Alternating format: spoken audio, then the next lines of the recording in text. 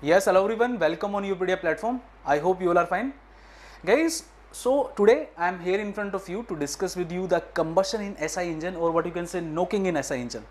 तो मैं शुरू करने वाला हूँ इस पूरी डिस्कशन को हिंदी में बच्चों. This lecture actually we are recording for Jammu Kashmir public service commission, जिसमें उन्होंने अनाउंस किया है असिस्टेंट इंजीनियर वैकेंसी को. Okay, so this time very clearly they defined the syllabus. And you know, if you will check the syllabus IC engine part, you will find this particular topic: combustion in SI, combustion in CI, knocking in SI, knocking in CI, and what are the various factors which influence knocking or what you can say detonation in SI and CI engine. So we are going to discuss about that only, guys. तो मैं कोशिश करूंगा कि maximum content जो है वो हिंदी में रहे, okay, so that each one of you will be able to understand. चलिए, कुछ मिक्स रहेगा. तो बच्चों, before going to understand combustion, जो ये अब नॉर्मल कंबशन क्या होता है, knocking is nothing but abnormal combustion. अगर कंबशन नॉर्मली नहीं हो रहा है, normally means there is a particular path, specific path, you know, defined by Ricardo. एक रिकार्डो थ्योरी है. रिकार्डो ने एक थ्योरी दिया है कि these are the 3 stages of combustion. Actually it is very difficult to analyse combustion because it is a very complex reaction, chemical reaction process. So actual में उसको analyse करना तो बड़ा डिफिकल्ट है, but we are having that Ricardo theory and through that we can say कि there are 3 stages of combustion in SI. और वो 3 स्टेजेस क्या क्या है? इग्निशन लैग, फ्लेम प्रोपेगेशन और आफ्टर बर्निंग. ओके, बट अगर प्रोसेस जो है वो इन 3 स्टेजेस से फॉलो नहीं कर रहा है, means if the process is deviating from the normal path, that combustion process is known as abnormal combustion. तो अबनॉर्मल कंबशन 2 तरह से हो सकता है, या तो डेटोनेट कर जाए आपका इंजन, या आपका प्री इग्निशन हो जाए. So you will be easily able to analyse. I am going to discuss in detail कि ये प्री इग्निशन क्या होता है और ये डेटोनेशन क्या होता है. बट उसको समझने से पहले let us first try to analyse कि कंबशन क्या मतलब क्या है, कंबशन होता कैसा है. ओके, और पेट्रोल इंजन में कंबशन कैसे होता है. Okay, so that's why here you can read this. Combustion is nothing but a chemical reaction. It's a complex chemical reaction in which the hydrocarbon, or what you can say fuel, hydrogen and carbon which are there in the fuel, they combine with oxygen, और oxygen के साथ combine करके they liberate huge amount of energy, और due to that energy only the temperature and pressure of the mixture rises. And by utilizing that high pressure, high temperature of the gases only, we get the work output. By expanding the gases into the piston cylinder arrangement, तो अपने को क्या मिल जाता है? Power output मिल जाता है. Okay, so combustion is nothing but a chemical reaction, but it's a very complex chemical reaction. It is not like a ordinary chemical reaction. बच्चों, आपको पता है SI इंजन में वी आर हैविंग 4 स्ट्रोक्स. मैं बात कर रहा हूं 4 स्ट्रोक पेट्रोल इंजन की. पेट्रोल इंजन और but can say SI engine, spark ignition engine. Petrol engine में we use some spark plug just to initiate the combustion reaction. Okay, तो combustion reaction को इनिशिएट करने के लिए हम क्या यूज करते हैं? We use spark plug. Okay, तो first there is A suction stroke जिसमें आपका जो एयर फ्यूल मिक्सचर है which is coming out from the carburettor, उसको हम क्या करते हैं? सक करते हैं. Then in second stroke the compression takes place, and theoretically we say कि at the end of the compression process we start the sparking process. Spark को हम क्या करते हैं? इनिशिएट करते हैं with the help of a spark plug, और उससे क्या होता है? कंबशन आपका शुरू हो जाता है. In a petrol engine, because you know petrol is having more self ignition temperature, auto ignition temperature as compared to diesel. Petrol का self ignition temperature, auto ignition temperature diesel से ज्यादा होता है. तो पेट्रोल इंजन में we require some external source to initiate the combustion process, और वो source क्या होता है? आपका स्पार्क प्लग. ओके, तो स्पार्क से इनिशिएट करेंगे, कंबशन शुरू हो जाएगा, केमिकल रिएक्शन होगी, फ्यूल बर्न होगा, you will get the high temperature high pressure gases, and those gases when they are going to expand we will get the power stroke. तो last तीसरे stroke में power मिलेगा, and then last stroke में हम क्या करते हैं? उन गैसेस को, एग्जॉस्ट गैसेस को बाहर कर देते हैं. तो थ्योरेटिकली तो हम ऐसा बोलते हैं कि पहले सक्शन होगा, मूव करेगा. सक्शन में सिर्फ इनलेट वाल्व ओपन होगा, एग्जॉस्ट वाल्व बंद होगा. कंप्रेशन में दोनों बंद होंगे. Eight the end of the compression spark करेंगे, फिर इसमें भी दोनों वाल्व बंद रहेंगे, एक्सपेंशन होगा. इसमें ओनली एग्जॉस्ट वाल्व खुलेगा, बाहर जाएगा. बट एक्चुअल में ऐसा नहीं होता प्रैक्टिकली. ओके, प्रैक्टिकली कई बार दोनों वॉल्व्स भी ओपन रहते हैं, वॉल्व का ओवरलैप होता है, और प्रैक्टिकली क्या देखने को मिलता है कि हम स्पार्क को एडवांस करते हैं. स्पार्क को हम एग्जैक्ट टीडीसी पे नहीं करते, हम स्पार्क को before the piston reaches TDC उस पे इनिशिएट कर देते हैं. That is known as spark advance. तो स्पार्क एडवांस एक फिनोमिना है जिसमें हम क्या करते हैं? We initiate the spark before the piston reaches TDC. Generally हम 30 degree 25 degree to 30 degree petrol engine में हम क्या कर देते हैं, स्पार्क को एडवांस कर देते हैं। ऐसा क्यों करते हैं? So that we will get the pressure, peak pressure close to the TDC, ताकि अपना पावर इंजन के अंदर मैक्सिमम प्रेशर हो और पावर आउटपुट आपका बढ़ जाए। Guys, if you are initiating the spark at the when the piston reaches TDC, तो क्या हो जाएगा, आपने स्पार्क को इनिशिएट किया, जब पिस्टन टीडीसी पे पहुंचा तो पीक प्रेशर आपका कम हो जाएगा। व्हाई? बिकॉज एकदम से फ्यूल बर्न करने वाला नहीं है। You initiated the spark but the fuel is going to take some time to actually burn. After getting the spark it is going to take some time to give the first flame. That time is known as what, ignition lag. तो ignition lag एक fuel का nature पे भी depend करता है। It depend on the properties of fuel, it depends on the cylinder pressure temperature also. मान लीजिए आप बहुत हाई टेम्परेचर पे एयर को इनलेट कर रहे हो, तो हो सकता है वहां पे इग्निशन लैग क्या हो जाएगा, आपका कम हो जाएगा। हाई प्रेशर एयर आ रही है तो इग्निशन लैग कम हो जाएगा। Are you getting?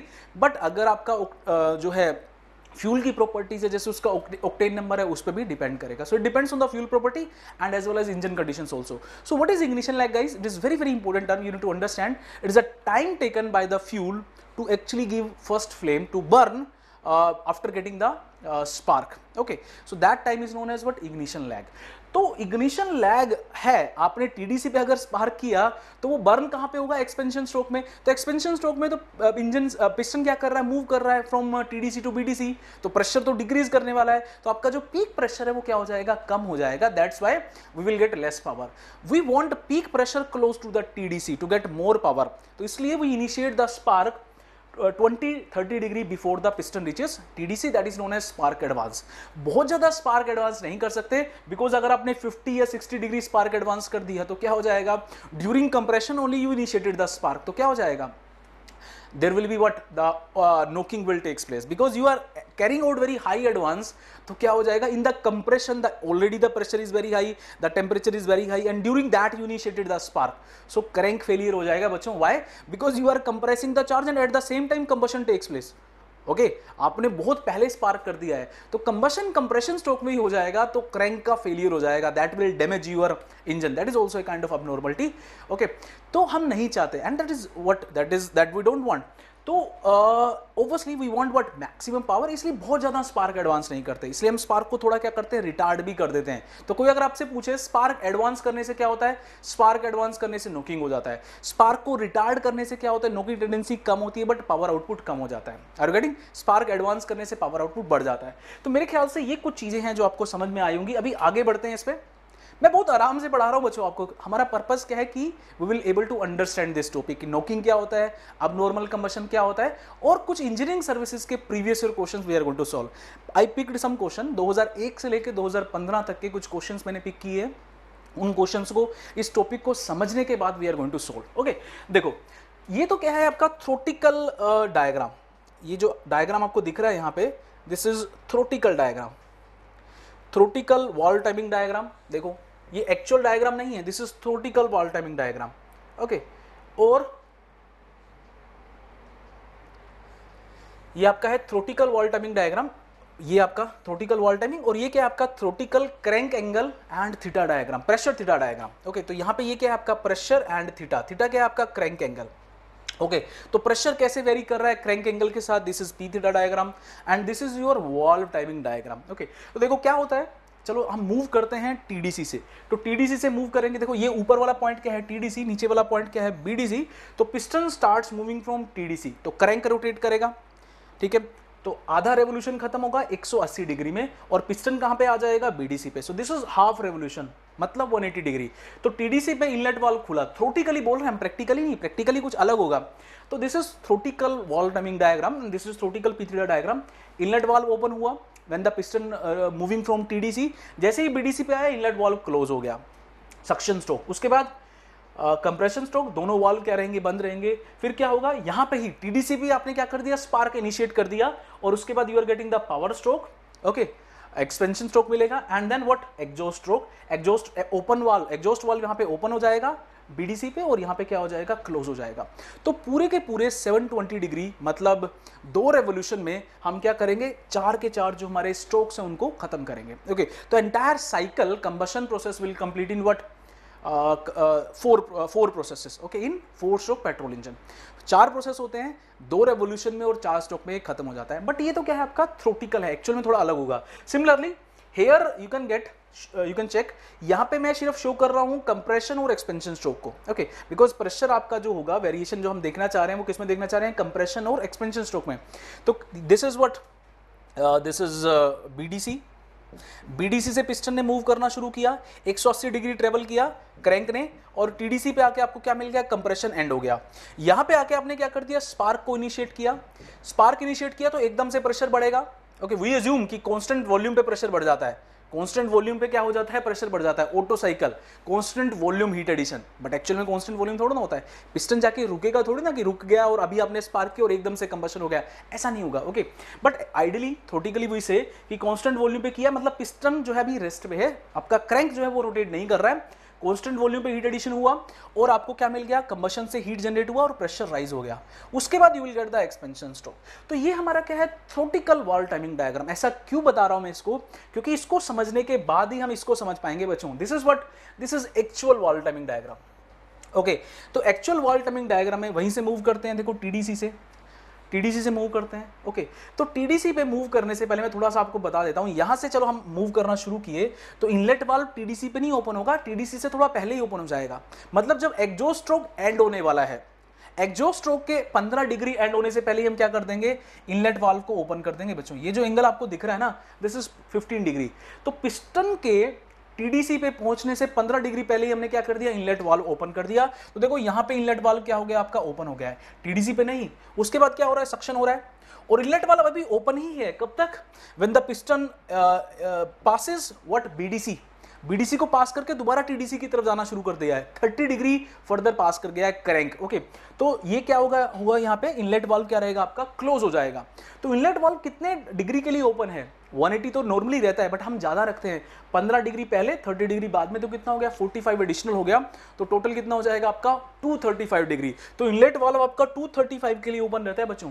ऐसा क्यों करते हैं, देखो पहले हम इसको क्यों खोल के रखते हैं, ताकि we can utilise the fresh charge to remove the burnt out gases from the combustion cylinder. अभी ये क्या है आपका, यहाँ पे क्या हो रहा था, एग्जॉस्ट हो रहा था। तो एग्जॉस्ट स्ट्रोक के टाइम पे ही हमने क्या कर दिया है, इनलेट वाल्व को ओपन कर दिया है। You know there is a density difference between the exhaust gases and the fresh charge.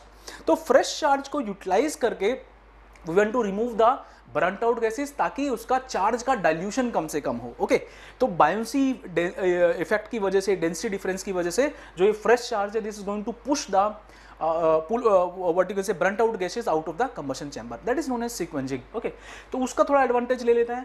Further हम यहाँ पे कंप्रेशन तक भी ओपन रखते हैं, ताकि more and more air will enter, ज्यादा से ज्यादा एयर एंटर कर पाए, ताकि more will be the mass of the content air inside the combustion chamber और आपको पावर आउटपुट ज्यादा मिले, okay, just to increase the volumetric efficiency of the engine. तो हम उसको बाद तक भी ओपन रखते हैं। उसके बाद क्या होगा, आपका इनलेट वाल्व क्लोज हो जाएगा, कंप्रेशन शुरू होगा। इनिशिएट हम स्पार्क को क्या करेंगे, टीडीसी पे करेंगे, उससे पहले करेंगे, यस आई मेंशन, स्पार्क को हम क्या करेंगे, 30, 25, 35 डिग्री पहले ही क्या कर देंगे, इनिशिएट कर देंगे। So you can check it here, compression stroke अभी एंड नहीं हुआ, ये आपको याद नहीं रखना है बच्चों, सिर्फ आपको समझ लेना है, बस कुछ भी याद नहीं रखना है, सिर्फ समझना है, 100% you will be able to answer, okay. तो जस्ट इस क्लास को लिसन करो, समझो, प्रॉब्लम्स आप आंसर कर पाओगे, ओके। तो 35 डिग्री आपने क्या कर दिया, पहले स्पार्क को इनिशिएट कर दिया, स्पार्क इनिशिएट हुआ, बट फ्यूल कुछ क्या लेगा, कुछ ना कुछ इग्निशन लगेगा, उसका कुछ टाइम लेगा और फिर जाके आके क्या हो जाएगा, आपका कंबशन शुरू हो जाएगा। तो वी आर एज्यूमिंग कि यहाँ पे आके क्या हो गया, आपको एक्सपेंशन जो है, पावर स्ट्रोक मिलना शुरू हो गया है, ओके। तो यहाँ से आपको पावर स्ट्रोक मिलेगा, you will have power. Exhaust valve को हमने पहले ही ओपन कर दिया है, ताकि आपका जो इंजन का जो पंपिंग लॉस है एक तरह से, बिकॉज यू नो इंजन को आपको क्या करना पड़ेगा, कुछ पावर देना पड़ेगा to sweep the burnt out gases out of the what combustion chamber।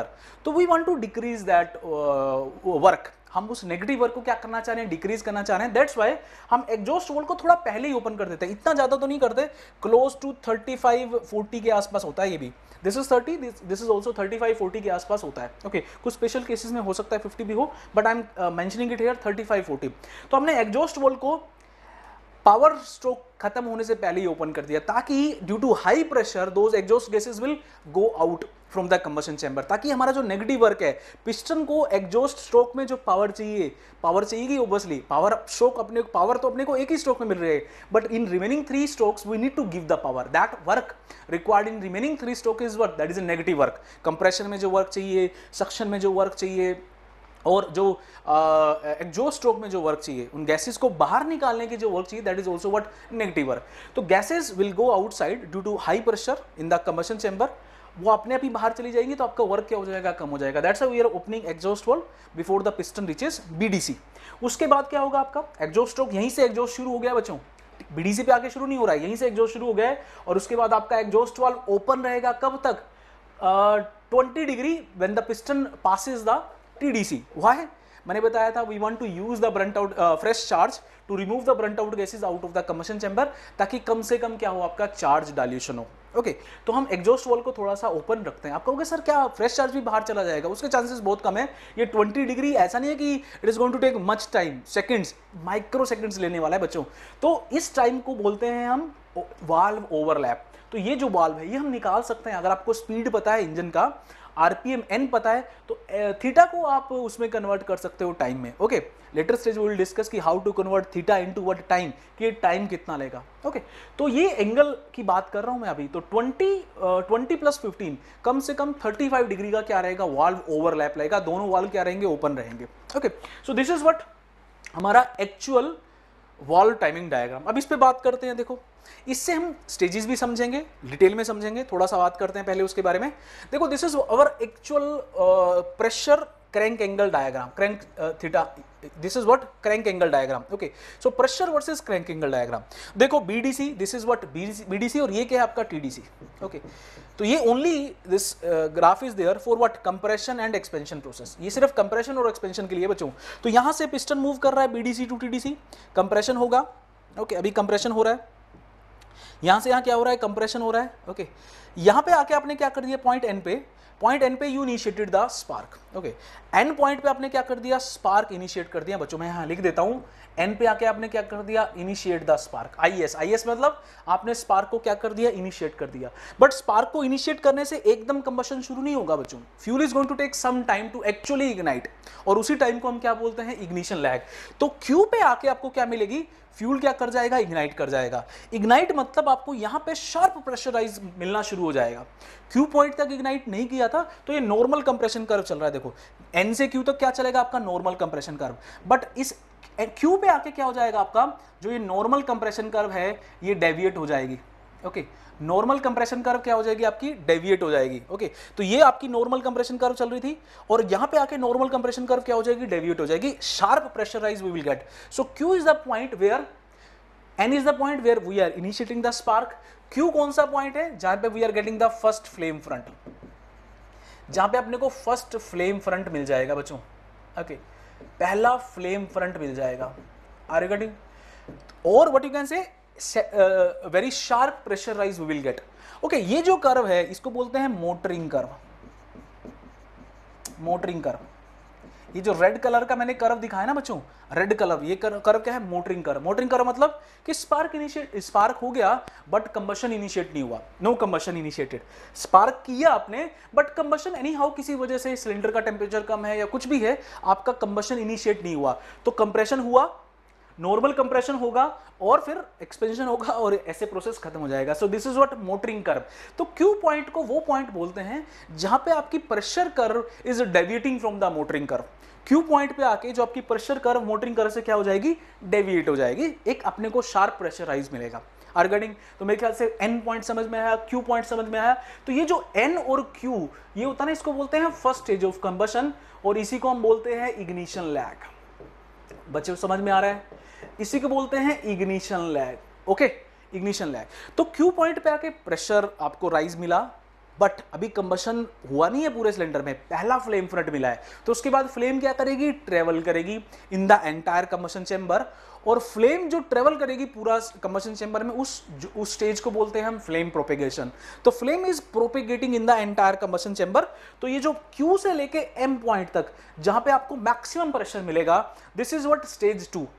N से Q से M तक, दिस इज व्हाट स्टेज 2, और इस स्टेज को क्या बोलते हैं, फ्लेम प्रोपेगेशन। ओके, तो flame is going to propagate in the combustion chamber, पूरे के पूरे कंबशन चैम्बर में प्रोपेगेट करेगी and you will get the maximum power.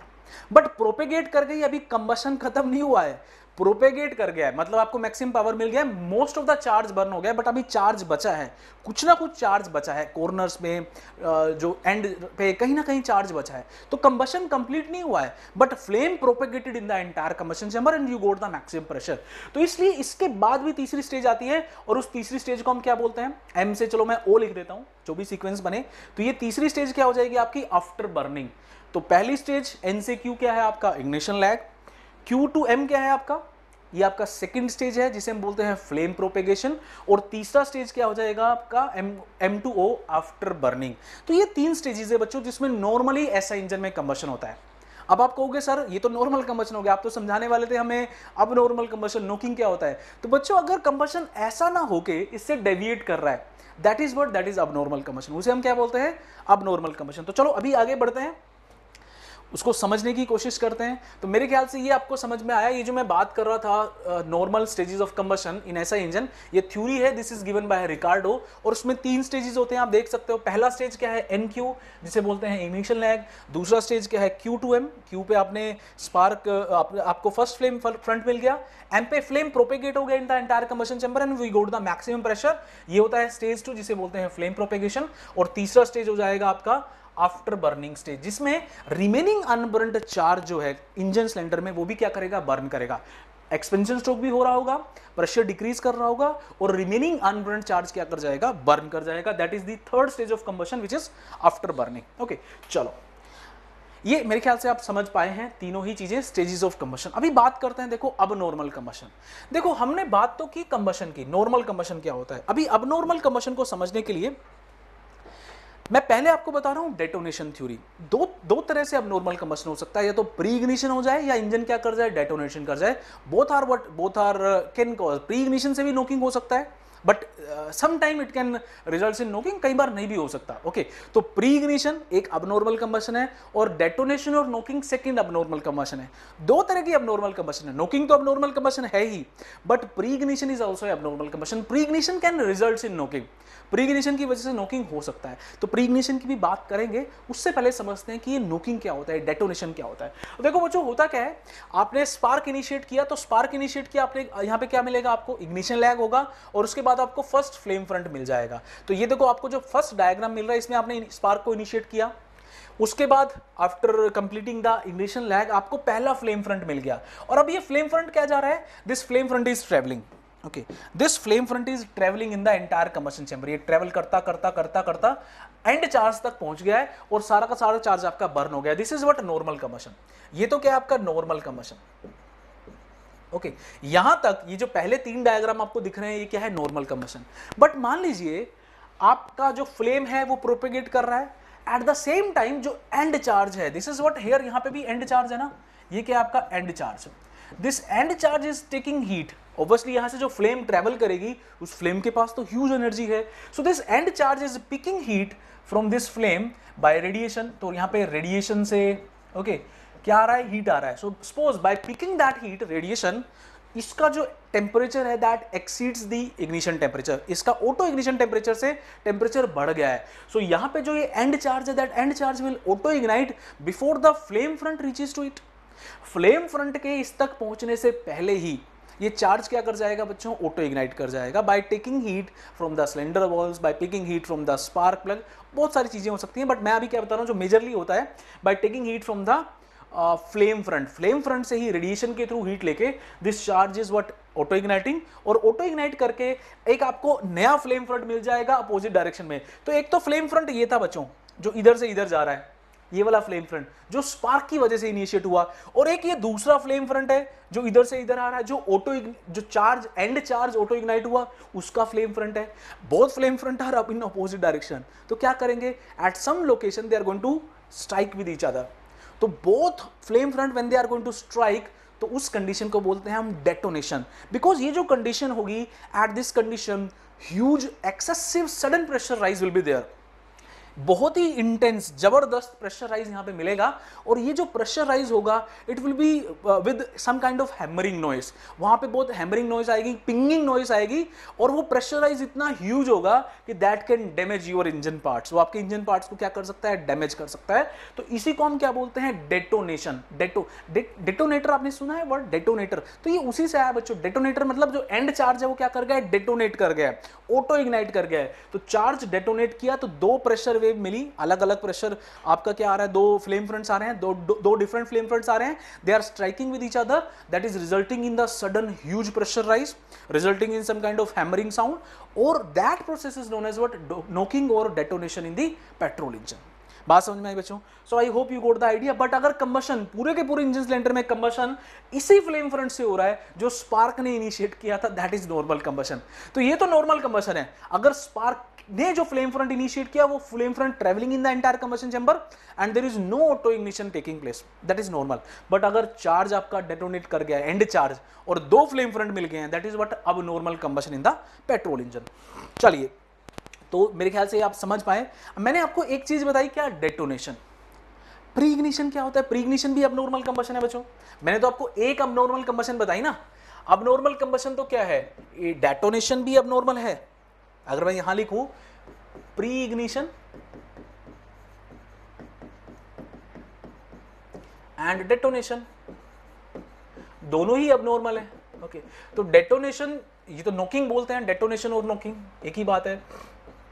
ये प्री इग्निशन क्या होता है? देखो, प्री इग्निशन का मतलब क्या होता है, मान लीजिए you are carrying out the compression, compression करने के टाइम पे suppose the charge which you are taking that is at high temperature, आपके इंजन का सिलेंडर का जो टेम्परेचर है दैट इज मच हायर, और during the compression charge is picking heat from the spark plug, it is picking heat from the exhaust valve, या cylinder की valve से वो हीट लेके during compression stroke only suppose it is auto igniting.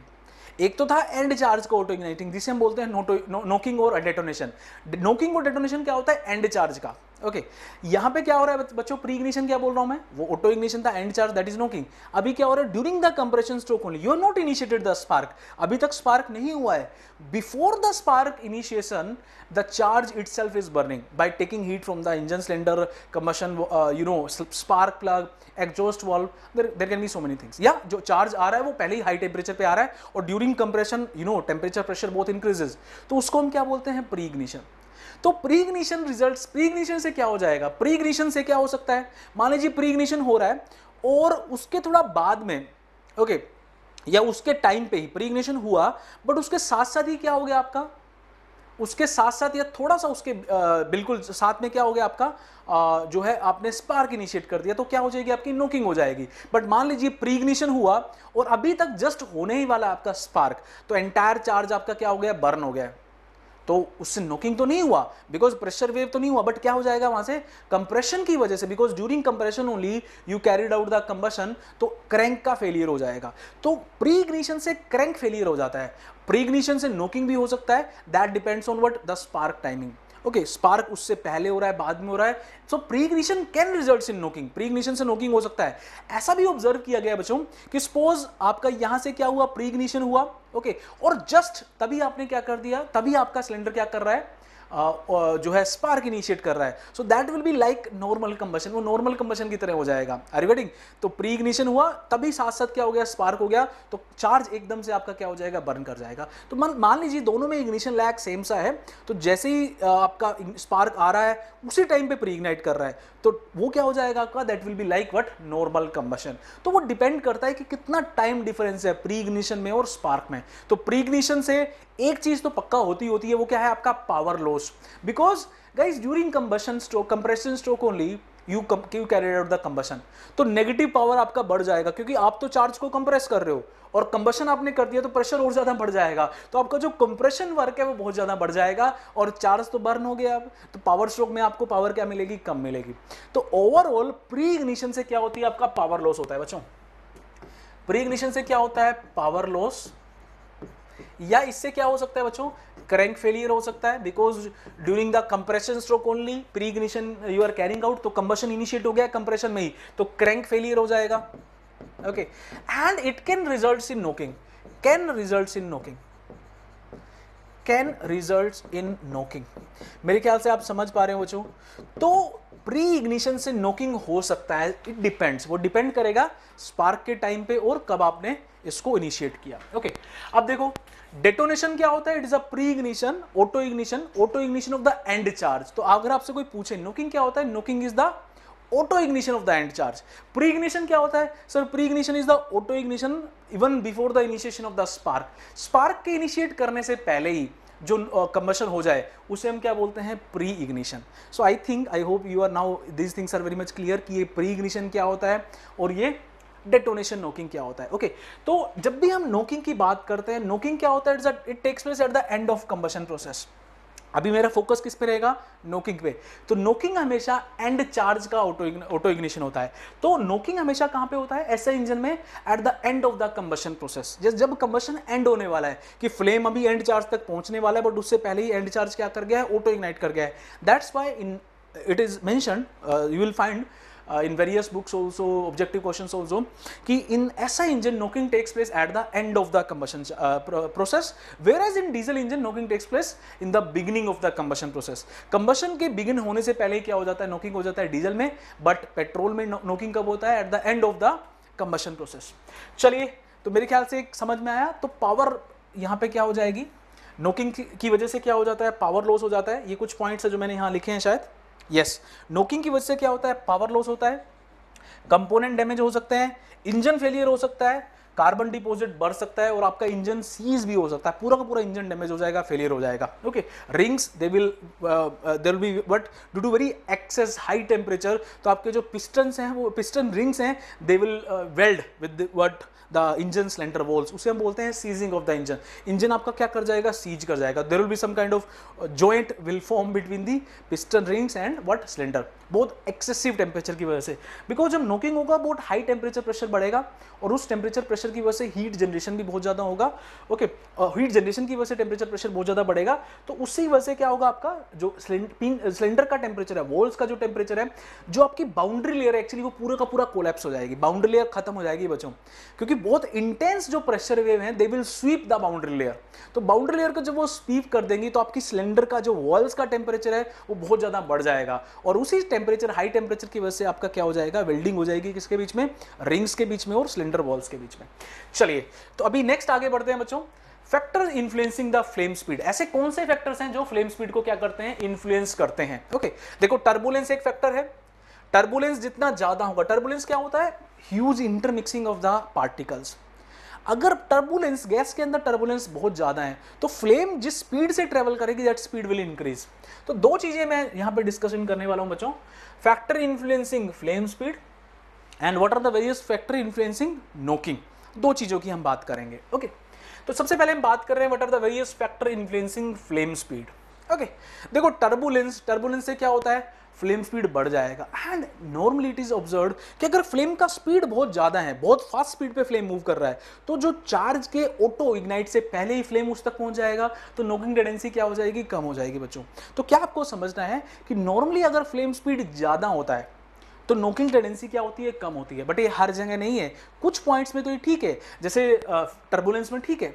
But compression ratio से क्या हो जाएगा, compression ratio से फ्लेम स्पीड तो बढ़ जाएगी, क्योंकि उस कंप्रेशन रेशियो हाई है तो आपका प्रेशर टेम्परेचर क्या है, हाई है, वहां पे फ्लेम स्पीड हाई मिलेगी। बट फ्लेम स्पीड तो बढ़ गया, बट ये जो एंड चार्ज है, क्योंकि उस हाई कंप्रेशन रेशियो पे ये भी तो बहुत इंटेंस हीट पिक करेगा, जल्दी हीट पिक करेगा, तो उसके ऑटो इग्निशन का जो टेम्परेचर है, ऑटो इग्निशन टेम्परेचर क्या कर जाएगा, डिक्रीज कर जाएगा। यू नो गाइस, अगर प्रेशर कम होता है तो टेम्परेचर जो है आपका वो क्या होगा, इग्निशन टेम्परेचर क्या होगा, ज्यादा होगा। अगर प्रेशर बहुत ज्यादा है, gas fuel is at a very high pressure, तो उसका जो सेल्फ इग्निशन टेम्परेचर है वो डिक्रीज कर जाएगा। तो हाई कंप्रेशन रेशियो है, फ्लेम स्पीड तो बढ़ गया, बट हाई कंप्रेशन रेशियो की वजह से क्या हो गया, आपका जो एंड चार्ज है उसका सेल्फ इग्निशन टेम्परेचर डिक्रीज कर जाएगा and it will auto ignite, that will results in knocking. तो वहां पे कुछ कॉन्ट्राडिक्टरी पॉइंट है जो आपको समझने हैं। तो पहले मैं बात करूं कि फ्लेम स्पीड किस किस से बढ़ता है। कुछ पॉइंट्स ऐसे हैं जिससे फ्लेम स्पीड तो बढ़ता है बट नोकिंग टेंडेंसी भी बढ़ता है। कुछ पॉइंट्स ऐसे हैं जिससे फ्लेम स्पीड बढ़ता है और नोकिंग टेंडेंसी क्या हो जाएगा, कम हो जाएगा, नोकिंग के चांसेस क्या हो जाएंगे, कम हो जाएंगे। जैसा कि टर्बुलेंस है, फ्लेम स्पीड बढ़ेगा और नोकिंग टेंडेंसी क्या हो जाएगा बच्चों, कम हो जाएगा, बिकॉज फ्लेम बहुत स्पीड पे जा रहा है तो नोकिंग टेंडेंसी के एंड चार्ज के ऑटो इग्निशन के चांसेस क्या हो जाएंगे, कम हो जाएंगे।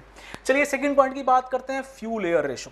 देखो फ्यूल एयर रेशो का भी बहुत बड़ा रोल रहता है फ्लेम स्पीड में भी और नोकिंग टेंडेंसी में भी। सो इट इज ऑब्जर्व कि अगर आप स्लाइटली रिच मिक्सचर दे रहे हैं, स्लाइटली रिच, बहुत ज़्यादा रिच नहीं, बहुत ज़्यादा रिच से ऐसा एक प्लॉट है बच्चों, मैं वो प्लॉट नहीं बना रहा हूँ, आपके पास एक तरफ आप दिखा सकते हो फ्लेम स्पीड, ओके, दूसरी तरफ आप क्या दिखा सकते हो, फ्यूल एयर रेशो। तो फ्यूल एयर रेशो जब बहुत लीन है तब भी आपका फ्लेम स्पीड बहुत कम होता है, और अगर फ्यूल एयर रेशो बहुत ज़्यादा रिच है तब भी आपका फ्लेम स्पीड बहुत कम होता है, डिमिनिश हो जाता है, बिल्कुल खत्म हो जाता है।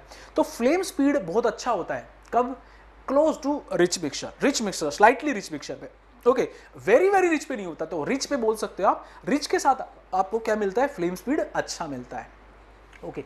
चलिए, तो इसलिए we always try to make that kind of mixture ताकि फ्लेम स्पीड ज़्यादा हो, okay. And we always you know that point also you need to note कि नोकिंग अगर हो रहा है आपके इंजन में, तो अगर आप क्या कर देंगे, थोड़ा सा रिच मिक्सचर कर देंगे, मिक्सचर को रिच हो जाएगा, हालांकि वो आपका इंजन सिलेंडर करता है, हम नहीं करते, आपके पास ऐसा कंट्रोल नहीं होता कि आप रिच करेंगे। तो अगर नोकिंग हो रहा है, अगर वो ECU थोड़ा सा मिक्सचर क्या कर देगा, रिच कर देगा, तो वहाँ पे नोकिंग क्या हो जाएगी, कम हो जाएगी, फ्लेम स्पीड बढ़ जाएगी, ओके। ऑप्टिमम जब रिच होता है ना आपका, ऑप्टिमम मिक्सचर होता है, तो वहाँ पे प्रेशर टेम्परेचर बढ़ जाते हैं। तो वेरी ऑप्टिमम मिक्सचर के साथ, मान लीजिए स्टिक्योमेट्रिक के आसपास, तो आपका प्रेशर टेम्परेचर बढ़ सकता है, तो प्रेशर टेम्परेचर बढ़ जाएगा अगर ऑप्टिमम एयर फ्यूल रेशो है। ऑप्टिमम एयर फ्यूल रेशो पे आपका फ्लेम स्पीड तो बढ़ जाएगा, बट वहाँ पे आपका क्या हो सकता है, प्रेशर टेम्परेचर भी बढ़ सकता है, तो नोकिंग टेंडेंसी वहाँ पे बढ़ सकती है। इसलिए मैं थोड़ा रिच बोल रहा हूँ, ऑप्टिमम से थोड़ा रिच।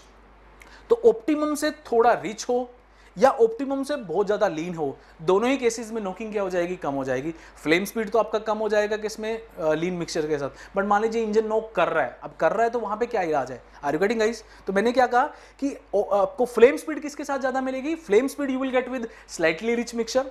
बट अगर क्वेश्चन कुछ ऐसा आ जाए, क्वेश्चन कंफ्यूजिंग कैसे आएगा कि इंजन नोक कर रहा है, तो आप कैसा मिक्सचर भेजोगे, वेरी रिच या वेरी लीन, कैसा भी भेज दो, दोनों काम कर जाएंगे, क्योंकि अगर ऑप्टिमम है तो प्रेशर टेम्परेचर बढ़ेगा, प्रेशर टेम्परेचर बढ़ेगा तो सेल्फ इग्निशन टेम्परेचर कम हो जाएगा और नोकिंग टेंडेंसी क्या हो जाएगी आपकी, बढ़ जाएगी, ओके।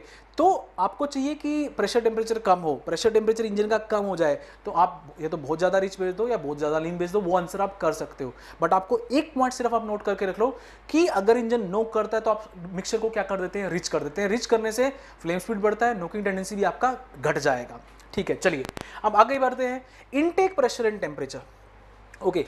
ये फाइल बच्चों आपको वीडियो में मिल जाएगी, this file you will get in the video, don't worry about that, okay. कुछ भी नोट करने की जरूरत नहीं है, आपको सिर्फ समझना है। तो इनटेक प्रेशर अगर टेम्परेचर ज्यादा है, मैंने बताया प्रेशर टेम्परेचर बढ़ने से सेल्फ इग्निशन टेम्परेचर कम हो जाएगा, तो वहां पे क्या हो जाएगा, फ्लेम स्पीड तो बढ़ेगा बट नोकिंग टेंडेंसी भी बढ़ेगा, बिकॉज सेल्फ इग्निशन टेम्परेचर कम होने से नोकिंग टेंडेंसी बढ़ता है। तो बट अभी हम बात कर रहे हैं फ्लेम स्पीड की, तो इनटेक प्रेशर टेम्परेचर अगर बढ़ता है तो फ्लेम स्पीड बढ़ेगा, फ्लेम स्पीड बढ़ेगा, बट फ्लेम स्पीड तो बढ़ जाएगा, but auto self ignition temperature घट रहा है, इसलिए नोकिंग टेंडेंसी बढ़ जाएगी। तो we don't want that.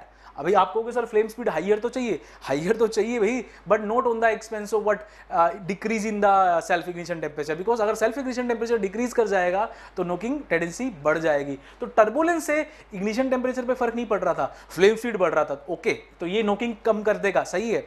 Air fuel ratio भी ठीक है, आप क्या कर रहे हो, हीच यूज कर रहे हो तो फ्लेम स्पीड बढ़ रहा है और उससे आपका ऑटो इग्निशन टेम्परेचर पे फर्क नहीं पड़ेगा, that is okay, good for what, decreasing the knocking tendency. But pressure temperature बढ़ने से फ्लेम स्पीड तो बढ़ रहा है बट सेल्फ इग्निशन टेम्परेचर कम हो जा रहा है, तो this is not good to decrease what, knocking tendency. तो इससे तो नोकिंग टेंडेंसी बढ़ जाएगा, फ्लेम स्पीड बढ़ेगा। क्वेश्चन आएगा कि फ्लेम स्पीड बढ़ेगा प्रेशर टेम्परेचर बढ़ने से, यस फ्लेम स्पीड तो बढ़ेगा बट नोकिंग भी बढ़ेगा। चलिए नेक्स्ट बात करते हैं कंप्रेशन रेशो। तो ये मैंने आपको बताया, कंप्रेशन रेशो बढ़ने से भी फ्लेम स्पीड तो बढ़ेगा बट नोकिंग भी बढ़ेगा। वाई, फ्लेम स्पीड बढ़ने से आपका कंप्रेशन रेशो बढ़ने से प्रेशर बढ़ जाएगा, प्रेशर टेम्परेचर बढ़ेगा, सेल्फ इग्निशन टेम्परेचर कम हो जाएगा, तो नोकिंग टेंडेंसी बढ़ जाएगा। चलिए इंजन आउटपुट, देखो इंजन आउटपुट का मतलब होता है लोड ऑन इंजन। अगर आपने इंजन का लोड बना दिया, लोड बढ़ा दिया, मतलब अभी आपका इंजन ओपन रन करेगा फुल थ्रोटल पे, तो जो साइकिल का प्रेशर है, more charge is going to enter into the combustion chamber, dense charge आएगा, तो आपका इंजन का जो साइकिल प्रेशर है, साइकिल का जो मैक्सिमम प्रेशर है दैट विल इंक्रीज। ज्यादा लोड पे जो इंजन है हाई प्रेशर पे ऑपरेट करेगा, तो उसकी वजह से फ्लेम स्पीड तो बढ़ जाएगी, फ्लेम स्पीड तो बढ़ जाएगी, बट आपका नोकिंग टेंडेंसी भी बढ़ जाएगी। क्यों बढ़ जाएगी? फ्लेम स्पीड बढ़ रही है due to the pressure temperature rise, but pressure temperature rise से सेल्फ इग्निशन टेम्परेचर कम हो जाएगा, तो नोकिंग टेंडेंसी बढ़ जाएगी, नोकिंग कम नहीं होगी। आउटपुट बढ़ाने से नोकिंग कम नहीं होगी बच्चों, फ्लेम स्पीड तो बढ़ जाएगी, दैट्स फाइन, बट नोकिंग भी बढ़ जाएगा। चलिए, तो ये थोड़े से 3 पॉइंट है जो आपको समझने हैं, जो फ्लेम स्पीड तो बढ़ाते हैं बट नोकिंग भी बढ़ाते हैं। ये जो 2 पॉइंट है जो फ्लेम स्पीड भी बढ़ाते हैं बट नोकिंग को कम करते हैं। लास्ट के 2 पॉइंट्स बात करते हैं, इंजन स्पीड, स्पीड और फ्लेम स्पीड। इंजन का स्पीड और flame speed both are directly proportional. It is observed actually कि जब आप इंजन का स्पीड डबल कर देते हैं तो फ्लेम का स्पीड भी डबल हो जाता है। तो फ्लेम स्पीड बढ़ने से क्या होगा? फ्लेम स्पीड बढ़ गया तो नोकिंग टेंडेंसी क्या हो जाएगी? कम हो जाएगी। तो स्पीड बढ़ाने से नोकिंग भी कम होगी और आपका फ्लेम स्पीड भी बढ़ेगा। बिकॉज स्पीड बढ़ाने से क्या सेल्फ इग्निशन टेम्परेचर पे फर्क पड़ेगा क्या? नहीं पड़ेगा। तो दिस पॉइंट इज गुड। ये वाला ये पॉइंट अच्छे हैं, इससे फ्लेम स्पीड भी बढ़ रहा है और सेल्फ इग्निशन टेम्परेचर पे फर्क नहीं पड़ रहा, तो नोकिंग क्या होगी आपकी? कम हो जाएगी। तो अगर आपका इंजन नोक कर रहा है, आप स्पीड बढ़ा दोगे तो नोकिंग क्या हो जाएगी? कम हो जाएगी बच्चों। लास्ट पॉइंट मूव करते हैं, इंजन साइज। देखो, जितना बड़ा इंजन का साइज होगा, फ्लेम को ज्यादा डिस्टेंस ट्रेवल करना पड़ेगा। ज्यादा डिस्टेंस ट्रेवल करना पड़ेगा तो क्या होगा? उसका जो फ्लेम स्पीड है वो क्या हो जाएगा? कम हो जाएगा। उसकी वजह से फ्लेम स्पीड कम हो जाएगा तो नोकिंग टेंडेंसी बढ़ जाएगी। इसलिए लार्जर साइज के जो इंजन्स हैं उसमें नोकिंग के चांसेस ज़्यादा होते हैं। ओके, अब या तो वहाँ पे आप क्या करो, मल्टीपल स्पार्क यूज़ करो, ओके, ट्विन स्पार्क या उससे ज़्यादा स्पार्क्स यूज़ करो, तब आप काम कर सकते हो। ओके, तो जितना बड़ा इंजन सिलेंडर होता है उसकी नोकिंग टेंडेंसी ज़्यादा होती है। वाई? बिकॉज फ्लेम स्पीड कम हो जाती है। तो मेरे ख्याल से बच्चों ये पॉइंट आपको समझ में आए होंगे। ओके, नेक्स्ट मूव करते हैं अभी ये various parameters which affect knocking. अभी ये समझने में आपको दिक्कत नहीं आएगी बच्चों, बिकॉज फ्लेम स्पीड हम समझ चुके हैं, नोकिंग का बहुत कुछ डेटा अभी हमारे दिमाग में है, अभी बिल्कुल लोहा गर्म हो गया है, अभी इसको समझने में दिक्कत नहीं आएगी। तो अभी बात करते हैं what are the various factors, variables which affect knocking. अभी देखो, मैं आपसे पूछूं temperature and density, compression ratio. Compression ratio बढ़ेगा तो नोकिंग क्या करेगी बच्चों? बढ़ेगी। अभी नोट करने की, आप नोट कर लो इसको, समझ लो इसको। कंप्रेशन रेशो बढ़ने से क्या होगा? फाइनल रिजल्ट क्या है? फ्लेम स्पीड तो बढ़ता है बट नोकिंग भी बढ़ता है। सुपरचार्जिंग में क्या करते हैं? वो अटैच सम कंप्रेसर जो इंजन से पावर लेता है और हमें क्या करता है? डेंस चार्ज प्रोवाइड करता है। हम क्या करते हैं? Dense air fuel mixture provide करते हैं। कहाँ पे? पेट्रोल इंजन में। तो अगर आप dense air fuel mixture provide कर रहे हो तो क्या होगा? यू आर कंप्रेसिंग चार्ज ना, कंप्रेस करके दोबारा फिर कंप्रेस कर रहे हो, तो उससे सेल्फ इग्निशन टेम्परेचर क्या करेगा? डिक्रीज कर जाएगा, because you are now supplying dense high temperature high pressure charge into the engine cylinder. तो सुपर चार्जिंग हम नहीं करते पेट्रोल इंजन में। इसका रीजन ही यही है कि पेट्रोल इंजन में सुपर चार्जिंग करने से नोकिंग टेंडेंसी बढ़ जाता है। So that's why we don't carry out super charging in petrol engine. Next बात करते हैं inlet temperature of the charge. जितना ज़्यादा इनलेट टेम्परेचर होगा, सेल्फ इग्निशन टेम्परेचर कम हो जाएगा, नोकिंग टेंडेंसी बढ़ जाएगी। तो कंप्रेशन से भी नोकिंग टेंडेंसी बढ़ती है, सुपर चार्जिंग से भी नोकिंग टेंडेंसी बढ़ता है। इनलेट टेम्परेचर अगर चार्ज का हाई है, अगर इनलेट टेम्परेचर हाई, तब भी नोकिंग क्या करता है? बढ़ता है। टेम्परेचर वॉल्स अगर हाई है तब भी नोकिंग बढ़ेगा, बिकॉज अगर हाई टेम्परेचर है सिलेंडर वॉल्स का तो सेल्फ इग्निशन टेम्परेचर कम हो जाएगा by taking heat from that, या वो हीट पिक कर लेगा, the charge is going to pick heat from the engine cylinder walls, तो नोकिंग टेंडेंसी आपकी बढ़ जाएगी। स्पार्क टाइमिंग, अब इसका आंसर करो स्पार्क टाइमिंग के। मैं यहाँ पे 2 पॉइंट लिखता हूँ, स्पार्क एडवांस या स्पार्क रिटार्ड। स्पार्क टाइमिंग में एडवांस रिटार्ड, अभी आपने अगर क्लास अटेंड किया बिल्कुल आंसर कर पाओगे। एडवांस करने से नोकिंग बढ़ेगा घटेगा? सर एडवांस का मतलब आपने बताया था कि हमने स्पार्क इनिशिएट कर दिया before the piston reaches TDC, compression के एंड पे हमने क्या कर दिया? स्पार्क शुरू कर दिया है। तो बहुत ज्यादा एडवांस करने से कंप्रेशन के टाइम पे ही नोकिंग हो जाएगी, मतलब सेल्फ इग्निशन टेम्परेचर बढ़ जाएगा, घट जाएगा। Why? Because during the compression already the temperature pressure is much higher and you initiated the spark during compression only, तो नोकिंग टेंडेंसी आपकी बढ़ जाएगी। तो स्पार्क एडवांस करने से नोकिंग बढ़ता है, इससे तो नोकिंग बढ़ेगा। रिटार्ड करने से नोकिंग क्या होगा? कम होगा। एडवांस से बढ़ेगा नोकिंग और रिटार्ड से घटेगा। चलिए, पावर आउटपुट। पावर आउटपुट से मैंने बताया फ्लेम स्पीड तो बढ़ता है, बट पावर आउटपुट से इंजन का साइकिल प्रेशर बढ़ जाएगा, तो नोकिंग यहाँ पे भी क्या हो जाएगी? बढ़ जाएगी। ठीक है बच्चों, तो कंप्रेशन रेशियो से नोकिंग बढ़ता है, सुपर चार्जिंग से नोकिंग बढ़ता है, इनलेट टेम्परेचर प्रेशर से भी नोकिंग बढ़ता है अगर इनलेट टेम्परेचर प्रेशर हाई है। सिलेंडर वॉल्स का टेम्परेचर अगर हाई है, मतलब कूलिंग अगर इफेक्टिव नहीं हो रही है, अगर आपका इंजन क्या कर रहा है? नोक कर रहा है, आप उसको कूल कर दो। आपने वाटर स्प्रे कर दिया या आपने वाटर की जो सर्कुलेशन है उसको थोड़ा ठीक कर दिया, तो आपका अगर इंजन का वॉल्स का सिलेंडर टेम्परेचर कम हो जाएगा तो नोकिंग टेंडेंसी भी क्या हो जाएगी? कम हो जाएगी। तो हाई टेम्परेचर प्रेशर से भी सिलेंडर का जो हाई टेम्परेचर है तो उससे भी नोकिंग बढ़ता है। स्पार्क टाइमिंग अगर एडवांस किया तो नोकिंग बढ़ेगा, रिटार्ड किया तो नोकिंग घटेगा, आउटपुट बढ़ाने से नोकिंग बढ़ता है। ये सारे थे टेम्परेचर एंड डेंसिटी फैक्टर। तो एक ही इसमें हमने इनको कंबाइन कर दिया है। इन सभी फैक्टर से टेम्परेचर डेंसिटी बढ़ता है तो नोकिंग भी बढ़ जाता है। टाइम फैक्टर, टाइम फैक्टर में टर्बुलेंस, टर्बुलेंस से नोकिंग क्या होगा, कम होगा बच्चों। जितना ज्यादा टर्बुलेंस होगा नोकिंग कम होगा। इंजन स्पीड जितना ज्यादा होगा नोकिंग कम होगा। I mention more is the engine speed, more is the flame speed, more is the less is the knocking tendency, तो नोकिंग टेंडेंसी कम हो जाएगा। इंजन साइज से नोकिंग बढ़ता है, जितना बड़ा साइज होगा नोकिंग टेंडेंसी उतनी ज्यादा होगी, बिकॉज फ्लेम स्पीड उतना कम होगा। कंबशन चैम्बर की शेप पे भी डिपेंड करता है बच्चों। अभी मैं यहां तो आपको नहीं बता रहा हूं different combustion chamber shape, but combustion chamber की जो शेप है उस पर भी नोकिंग डिपेंड करता है। आपने suppose you designed combustion chamber in a very optimized manner कि वहां पे जो टर्बुलेंस बहुत इफेक्टिव है, ओके फ्लेम का जो स्पीड है वो आपको बहुत अच्छा मिल रहा है, mixture you are getting very homogeneous mixture, और उसमें कोई ऐसे हॉट पॉइंट्स नहीं बन रहे हैं।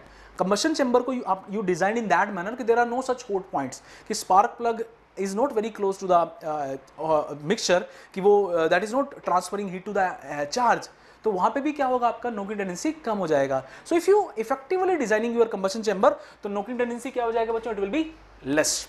ओके चलिए, अदरवाइज अगर आपका लोकेशन ऑफ स्पार्क प्लग इस पे भी डिपेंड करेगा। Spark plug is very near to the end charge, जो आपका चार्ज है, तो अब फिर क्या हो जाएगा, आपका नोकिंग बढ़ जाएगा। तो लोकेशन ऑफ स्पार्क प्लग पे भी डिपेंड करता है, कंबशन चैम्बर भी डिपेंड करता है। Separately we will have discussion different combustion chamber shapes, वो अलग टॉपिक है बच्चों। आज का हमारा टॉपिक है अब normal combustion knocking in SI engine. चलिए, कंपोजिशन फैक्टर पे भी डिपेंड करता है, like fuel air ratio. Fuel air ratio मैंने बताया, अगर फ्यूल एयर रेशो ऑप्टिमम है, ऑप्टिमम फ्यूल एयर रेशो है तो नोकिंग होगा। ऑप्टिमम फ्यूल एयर रेशो है तो नोकिंग होगा, मतलब स्टिक्योमेट्रिक के आसपास बोलो, अगर है तो नोकिंग हो जाएगा। बहुत रिच कर दोगे, थोड़ा सा रिच कर दिया आपने तो नोकिंग आपका कम हो जाएगा। रिच करने से नोकिंग कम हो जाता है, बहुत लीन करने से भी नोकिंग कम हो जाता है। मैंने बताया था उसका रीजन क्या था, मैं फ्लेम स्पीड की बात नहीं कर रहा हूँ, फ्लेम स्पीड तो लीन करने से कम हो जाएगा, बट अगर नोक कर रहा है ऑलरेडी तो आपके इंजन सिलेंडर में प्रेशर वेशर ऑलरेडी बहुत हाई है, तो बहुत रिच या लीन करने से भी नोकिंग कम हो जाता है। इट इज ऑब्जर्व, बिकॉज आपका सिलेंडर का जो प्रेशर है वो क्या हो जाएगा, कम हो जाएगा। ओके, तो ऑप्टिमम के आसपास नोकिंग ज्यादा होता है बच्चों। ओके, रिच के साथ नोकिंग कम हो जाएगा। ऑक्टेन नंबर बहुत इंपॉर्टेंट पैरामीटर है, जितना अच्छा ऑक्टेन नंबर होगा उतना नोकिंग टेंडेंसी कम होगी। Octane number is nothing but is a measure of the anti knocking tendency of a fuel. Fuel की एंटी नोकिंग कैरेक्टरिस्टिक हम मेजर करते हैं by measuring this octane number. जितना हाई होता है उतना नोकिंग कम होता है। तो गुड एबिलिटी है। ऑक्टेन हाई कहां पे होना चाहिए, you know there are some modern bikes या modern cars, high speed cars bikes we are having, जो बहुत हाई कंप्रेशन रेशियो पे रन करती है। ओके, बहुत हाई कंप्रेशन रेशियो यूज करते हैं बच्चों हम पेट्रोल इंजन में भी in the range of 12-13, because उस हाई कंप्रेशन रेशियो को बियर करने के लिए आपके पास फ्यूल भी ऐसा होना चाहिए which can withstand that high temperature pressure. तो उसका सेल्फ इग्निशन टेम्परेचर हाई होना चाहिए बच्चों, ताकि वो ऑटो इग्नाइट ना करे उस हाई टेम्परेचर प्रेशर पे भी। आपके पास पेट्रोल है, एटमॉस्फेरिक टेम्परेचर पे मान लीजिए उसका सेल्फ इग्निशन टेम्परेचर है close to suppose 350 for example, atmospheric condition पे, बट इंजन के अंदर एटमॉस्फेरिक कंडीशन थोड़ी ना है बच्चों। हाई प्रेशर टेम्परेचर पे अगर उसका सेल्फ इग्निशन टेम्परेचर बहुत कम हो जा रहा है तो you will not be able to use high compression ratio. So what we want कि हाई कंप्रेशन रेशियो पे भी, हाई प्रेशर टेम्परेचर कंडीशंस पे भी सेल्फ इग्निशन टेम्परेचर कम ना हो, ताकि नोकिंग के चांसेस कम हो। Okay, we want high self ignition temperature at high temperature pressure in the combustion chamber. तो उसके लिए इंजन क्या कर पाए, हाई कंप्रेशन रेशियो पे रन कर पाए, that's why we want high octane number. तो इसलिए वो जो बाइक्स कार्स होती हैं वो आपकी बहुत हाई ऑक्टेन पे काम करती हैं, तब करके हम क्या कैसा फ्यूल यूज करते हैं, extra premium fuel. Premium fuel use करते हैं जिनका octane number is more than 96-97। XP100 भी मिल जाएगा आपको मार्केट में, जिसका ऑक्टेन नंबर कितना है 100, हमने वो अचीव कर लिया है। IOCL last year launched XP100 petrol fuel with octane number 100, that is also there in Indian market now. चलिए, तो ये कुछ पॉइंट्स थे बच्चों। लास्ट ये एक जस्ट कंक्लूजन है, methods to control detonation. Detonation को कंट्रोल कैसे कर सकते हो, डेटोनेशन आरपीएम बढ़ा दो, रिटार्ड कर दो स्पार्क को। आरपीएम बढ़ाने से डेटोनेशन कम हो जाएगा, रिटार्ड करने से भी हो जाएगा। मिक्सचर को थोड़ा लीन कर दो या रिच कर दो, लीन या रिच करने से भी हो जाएगा, बिकॉज सिलेंडर प्रेशर क्या हो जाएगा, प्रेशर विल डिक्रीज, प्रेशर कम हो जाएगा। वाटर इंजेक्शन से भी नोकिंग कम हो जाएगा, या हाई ऑक्टेन फ्यूल से भी आपका नोकिंग क्या हो सकता है, कम हो सकता है। तो these are the various methods to control detonation. अभी हम मूव करते हैं बच्चों इस क्वेश्चंस पे। ओके, तो ये पहला क्वेश्चन है आपके सामने। तो now we are going to solve some question, 7 question हम सोल्व करेंगे। जो इंजीनियरिंग सर्विसेज के प्रीवियस ईयर क्वेश्चंस है। चलिए, तो पहला क्वेश्चन है which of the following factor increases detonation in SI engine. कौन से फैक्टर्स हैं जो एसआई इंजन में डेटोनेशन बढ़ाते हैं?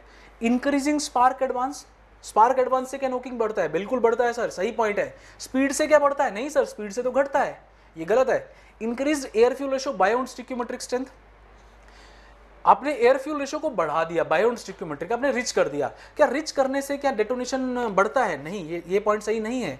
इंक्रीज्ड कंप्रेशन रेशो, बिल्कुल सही सर, कंप्रेशन रेशो बढ़ाने से भी नोकिंग बढ़ता है। तो 1 and 4 इज राइट, तो ऑप्शन डी क्या हो जाएगा इज द राइट आंसर। ठीक है बच्चों, बायोन स्टिक्योमेट्रिक, स्टिक्योमेट्रिक के पास मैंने बताया था फ्लेम स्पीड भी कम होगा आपका, और आपका प्रेशर भी वहाँ पे आपका जब स्लाइटली रिच करोगे तो आपका रिच से के साथ क्या हो जाएगा, आपका नोकिंग टेंडेंसी कम हो जाती है। Okay, so this is also right, 1 and 4 is right, so D क्या हो जाएगा आपका राइट आंसर हो जाएगा। नेक्स्ट क्वेश्चन है असर्शन रीजन टाइप। इसमें 4 ऑप्शंस होते हैं बच्चों असर्शन रीजन में। पहला ऑप्शन होता है कि assertion reason both are right and reason is justified for the assertion. Second option होता है both are individually right but reason is not justified for the assertion. Third option होता है कि असर्शन इंडिविजुअली राइट है, reason wrong है। Fourth होता है कि असर्शन रॉन्ग है, रीजन सही है। इस तरह के 4 ऑप्शंस होते हैं। तो चलिए पढ़ते हैं इसको। असर्शन क्या कह रहा है कि in SI engine as the engine speed increases spark is required to be advanced. देखो स्पीड बढ़ रहा है, इंजन का स्पीड बढ़ गया है, तो फ्यूल का कुछ ना कुछ तो इग्निशन लैग है, उसको उतना टाइम तो चाहिए बर्न करने के लिए। तो आपने स्पीड बढ़ गया इंजन का, तो आपको एडवांस करना पड़ेगा। वाई? बिकॉज अगर आप एडवांस नहीं करोगे तो fuel will not get sufficient time to combust, तो आपका पावर लॉस हो जाएगा। तो आपको एडवांस करना पड़ेगा, एंगल थोड़ा बढ़ाना पड़ेगा, बिकॉज अभी आपका स्पीड क्या है, बहुत ज़्यादा है। टाइम आपको क्या चाहिए, जितना चाहिए, इग्निशन लैग जितना है उतना चाहिए, इसलिए आपको स्पार्क को थोड़ा एडवांस करना पड़ेगा। तो दिस इज राइट, स्पार्क हम एडवांस करते हैं if your engine is operating at high speed, so this assertion is right. Reason क्या है, as the engine speed increases flame velocity increases, this is also right. Speed बढ़ने से flame velocity बढ़ जाता है, बट क्या इन दोनों में कोई रिलेशन है? There is no relation. Advance क्यों करते हैं? बिकॉज आपको fuel require some time okay to burn. अब वो टाइम जितना है उतना तो आपको देना पड़ेगा। एक्चुअल में क्या कर रहे हो आप, स्पीड बढ़ा दिया, और अगर आपने क्रैंक एंगल उतना ही रखा तो टाइम तो कम हो जाएगा ना बच्चों। क्रैंक एंगल उतना ही है, थीटा आपने उतना ही रखा, स्पार्क आप एडवांस नहीं कर रहे हो और स्पीड बढ़ गया है, तो आपको टाइम क्या मिलेगा, कम मिलेगा। So we want to give that much sufficient time ताकि फ्यूल आपका बर्न कर जाए, उसका इग्निशन लैग पूरा हो जाए, तो हम स्पार्क को एडवांस करेंगे। तो both are individually right but this is not justified for this, तो ऑप्शन बी क्या हो जाएगा, राइट आंसर हो जाएगा। नेक्स्ट मूव करते हैं practice question 3। Consider the following statement, knock in the SI engine can be reduced. क्या supercharging से नोकिंग को कम कर सकते हो? नहीं सर, सुपर चार्जिंग से तो नोकिंग बढ़ता है, टेम्परेचर प्रेशर बढ़ेगा, सेल्फ इग्निशन टेम्परेचर कम हो जाएगा, तो नोकिंग क्या हो जाएगा, इसमें बढ़ जाएगा sir. This is not right. Retarding the spark, बिल्कुल सही सर, रिटार्ड करने से हम नोकिंग को कम कर सकते हैं। Use a fuel of long chain structure, ये गलत है। देखो जो लॉन्ग चेन स्ट्रक्चर वाले फ्यूल्स होते हैं लाइक एन-हेप्टेन, उनका जो ऑक्टेन नंबर है वो बहुत कम होता है। इन फ्यूल्स का जो ऑक्टेन नंबर है ON वो लेस होता है, ON लेस। जो ब्रांच्ड हैं उनका ऑक्टेन नंबर ज़्यादा होता है, तो अपने को ऑक्टेन नंबर ज़्यादा चाहिए बच्चों, वो don't want octane number less, तो लॉन्ग चेन वाले से काम नहीं चलेगा। ओके, तो this is not right. Increasing the engine speed, ये बिल्कुल सही है, तो 2 और 4 सही हो जाएंगे, ऑप्शन डी क्या हो जाएगा, राइट आंसर हो जाएगा इसके लिए। नेक्स्ट मूव करते हैं क्वेश्चन नंबर 4।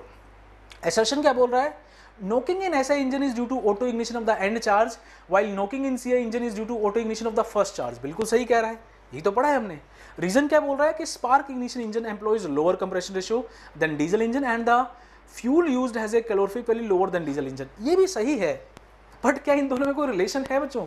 ये भी तो सही तो है, कंप्रेशन रेशियो पेट्रोल में कम होता है as compare to diesel, calorific value भी पेट्रोल का थोड़ा कम होता है एज कम्पेयर टू डीजल, दोनों सही हैं, but this is not justified for this, तो अगेन ऑप्शन बी क्या हो जाएगा, राइट आंसर हो जाएगा। नेक्स्ट मूव करते हैं, pre ignition in SI engine results in. Pre ignition से SI इंजन में क्या होता है बच्चों, इंक्रीजिंग वर्क ऑफ कंप्रेशन। देखो मैंने बताया था प्री इग्निशन आप कर रहे हो तो नेगेटिव वर्क बढ़ रहा है, during before the initiation of the spark only charge auto ignite, pre ignite in the compression stroke only, तो आपका क्रैंक फेलियर हो जाएगा, पावर लॉस हो जाएगा, नेगेटिव वर्क बढ़ जाएगा। ओके, तो कंप्रेशन वर्क आपका क्या हो जाएगा, बढ़ जाएगा, ये पॉइंट ठीक है। इंक्रीज इन द नेटवर्क, अरे नेटवर्क, ये नेटवर्क नहीं है, ये नेटवर्क है ना, ये वो वाला नेटवर्क नहीं है ना, समझ रहे हो, नेटवर्क जिसकी हम बात करते हैं, नेटवर्क आउटपुट। तो नेटवर्क आउटपुट बढ़ेगा नहीं, ये तो घटेगा, this is not right. Decrease in fuel efficiency, बिल्कुल सही है, फ्यूल का जो पावर कन्वर्जन एफिशिएंसी है वो घट जाएगा, बिकॉज फ्यूल को आपने बर्न कर दिया कंप्रेशन स्ट्रोक में ही, तो फ्यूल एफिशिएंसी क्या हो जाएगा, कम हो जाएगा। Decrease in fuel loss from the engine, अरे ऐसा थोड़ा ना है, डिक्रीज थोड़ा ना करेगा फ्यूल लॉस को, ओके। तो decrease in fuel loss from the engine नहीं, प्रीग्निशन की वजह से तो हमारा पावर एफिशिएंसी कम हो रहा है बच्चों, ओके। तो फ्यूल तो हम लूज कर दिया हमने कंप्रेशन के टाइम में ही, we carried out the combustion, तो पावर लॉस हो जाएगा और we are losing the fuel actually, तो this is not right, decrease in the fuel loss. तो ओनली 1 and 3 इज राइट, तो सी क्या हो जाएगा, इज राइट आंसर। बच्चों देखो पर्पस क्या है, आपको थोड़ा कॉमन सेंस डेवलप करना है। After studying this particular topic I hope you got some that idea, और वो आइडिया अगर आपको आ गया ना, surely you will be able to answer questions, okay. चलिए, the tendency of detonation is high in engine of large cylinder diameter, बिल्कुल सही है बच्चों। अब देखो इसको आंसर करने की कोशिश करो। Tendency of detonation is high in engines of large cylinder, बिल्कुल सही है। किस वजह से होता है, high intake pressure large cylinder, क्या हाई प्रेशर होता है, नहीं। Higher fuel air ratio in large cylinder, नहीं। Flame speed, flame having to travel longer distance in large cylinder, बिल्कुल सही। नोगिंग टेंडेंसी लार्ज सिलेंडर में बढ़ जाता है बिकॉज फ्लेम स्पीड आपका कम हो जाता है, तो ऑप्शन सी के आपका राइट आंसर है, ठीक है। चलिए नेक्स्ट मूव करते हैं। विच of the following factor can control detonation in spark engine, ऐसे इंजन में कौन से फैक्टर्स हैं जो डेटोनेशन को कंट्रोल कर सकते हैं। इंक्रीजिंग द इंजन आरपीएम, बिल्कुल सही। एडवांस करने से क्या नोकिंग कम हो जाएगा, नहीं। एडवांस नहीं, रिटार्ड आना चाहिए, ये तो गलत है। Making the fuel air mixture very rich, ये भी सही है। अगर आपने मिक्सचर को रिच कर दिया तो तब भी नोकिंग टेंडेंसी क्या हो जाएगी, कम हो जाएगी। तो 1 and 3 इज राइट, तो ऑप्शन डी क्या हो जाएगा, is a right answer, okay. तो बच्चों ये कुछ क्वेश्चंस थे। अच्छा, कंबशन इन सीआई तो अभी नहीं पढ़ेंगे हम, कंबशन इन सीआई तो दोबारा कभी बाद में पढ़ेंगे, ओके। आज हम हमारा जो टॉपिक ऑफ डिस्कशन था वो था combustion in SI engine. Separately we will have discussion about combustion in CI also. जैसे आज हमने बात की कंबशन इन एसआई और knocking in SI, separately we will have discussion, we will solve some questions also related to combustion in CI and knocking in CI, because ये दोनों important topic हैं बच्चों। अगर आपने ये समझ लिया, you will get very good understanding about the IC engine combustion process. So thank you very much guys, keep revising the things, keep preparing for any further issue, query, you can shoot your query in the comment section. तो बच्चों मैंने कोशिश की to deliver most of the content in Hindi. I hope this is clear to all of you. Further, all all kind of suggestions from your sides are welcome. You can shoot your query in the comment section. Thank you. Good luck. Keep preparing.